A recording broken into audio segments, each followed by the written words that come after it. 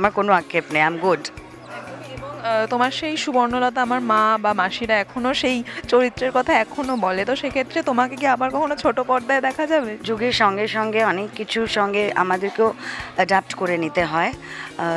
দেখো, কাজের জায়গায় সিনসিয়ারিটি বা ইনসিনসিয়ারিটি সেটা আগেও ছিল, এখনও আছে।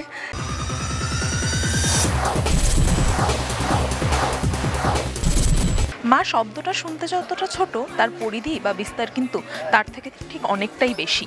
মায়েদের স্যাক্রিফাইস আমরা হয়তো অনেক সময় মনে রাখি না, কিন্তু সেই স্যাক্রিফাইসের গল্প নিয়েই আর কিছুদিন পরে আপনারা দেখতে পারবেন আপনাদের প্রেক্ষাগৃহে, কাছের প্রেক্ষাগৃহে অন্নপূর্ণা। এবং এই মুহূর্তে আমাদের সঙ্গে রয়েছে রিয়েল অন্নপূর্ণা, আসলেই অনন্যাদি রয়েছে। অনন্যা চ্যাটার্জি, কেমন আছো প্রথমে বলো? খুব ভালো আছি, থ্যাংক ইউ ভেরি মাচ। তোমরা আজকে এসেছো আমাদের গ্র্যান্ড মিউজিক লঞ্চে। তোমার কেমন লাগলো অন্নপূর্ণার মিউজিক? মিউজিক এবং ট্রেলার দুটোই অসামান্য, অসাধারণ। কেমন লাগলো সমস্ত শুটিং এক্সপিরিয়েন্স? এবং অনেক জুনিয়ররাও ছিল তোমার সঙ্গে, কি বলবো? শুটিং এক্সপিরিয়েন্স খুব ভালো, কারণ আমরা একটা টিম, যেহেতু আমরা বিদেশ বিভূতিতে গিয়ে 18 দিন মতো একসঙ্গে এতজন ছিলাম, একই জায়গায় একই হোটেলে থাকতাম, তো এটা পরিবারের মতো হয়ে গেছিলো। শুটিংয়ের ফাঁকে ফাঁকে খেলাধুলো, এই যে ঋষভ বলছিল যে ওরা নাকি খুব ক্রিকেট খেলতো, ফুটবল খেলতো, আর আমি নাকি ভাবতাম এটা সিনসিয়ার না, একদমই নয়। এরকম অনেক আমরা পরে বিটিএস দেখতে পাবো যে ঋষভ গাইছে, আমি গিটার বাজাচ্ছি, বা ঋষভ গিটার বাজাচ্ছে, আমি নাচছি শর্টের ফাঁকে। তো খুব মজা করেছি। এটা ছাড়াও অনন্যাদি, তোমাকে আমরা একটা মানে খুব সিম্পল চরিত্রে দেখতে পেয়েছি, যেখানে মানে যেরকম হয় মা, তো সেক্ষেত্রে তুমি কতটা নিজেকে মানে কার থেকে, মানে মায়ের থেকে ইন্সপায়ার করেই কি এই চরিত্রটা আর কি?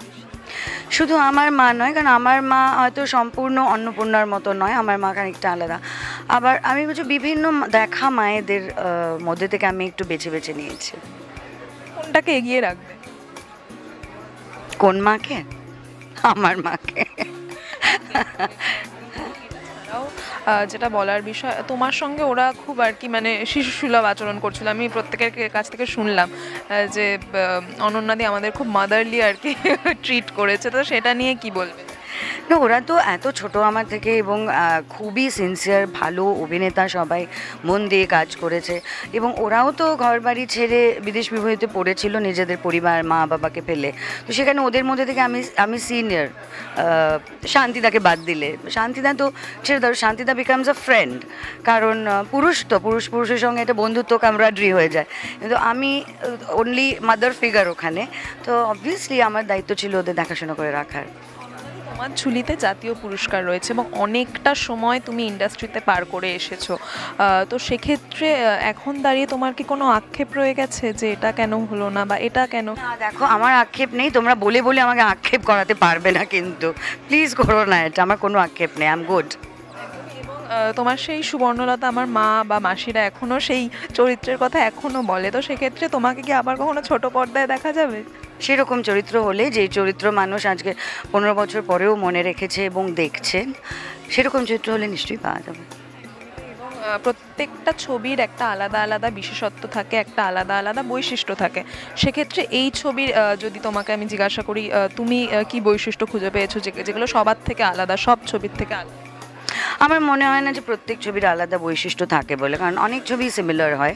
তো এই ছবিরও আমি বলবো না যে এমন কিছু আছে যেটা কোনো ছবিতে আমরা কোনো দিন দেখতে পাইনি, সেরকম নয়।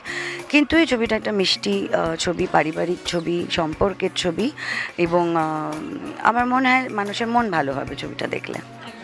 প্রথমে যেটা বললাম যে অনেকটা সময় তুমি পার করে এসছো ইন্ডাস্ট্রিতে, তো সেক্ষেত্রে আগের সময় এবং এবং পরের মানে এখন অবস্থা, তো সেক্ষেত্রে কি কি পার্থক্য তুমি খুঁজে পাও?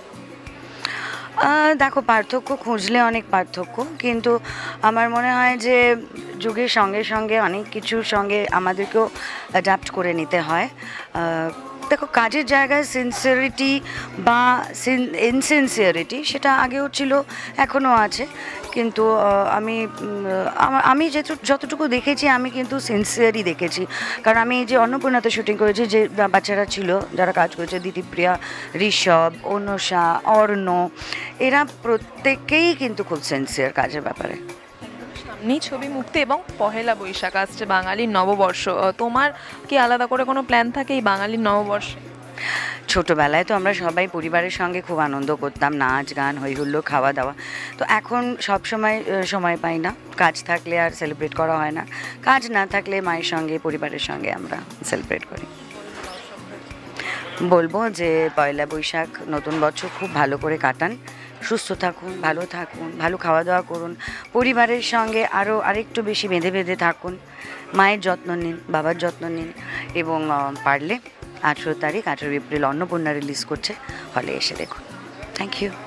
টলিউড ফোকাস কলকাতা চ্যানেলটি আপনাদের ভালো লেগে থাকলে লাইক করুন, সাবস্ক্রাইব করুন এবং আপনাদের পছন্দের ভিডিওটি অবশ্যই শেয়ার করুন। Tollywood focus Kolkata.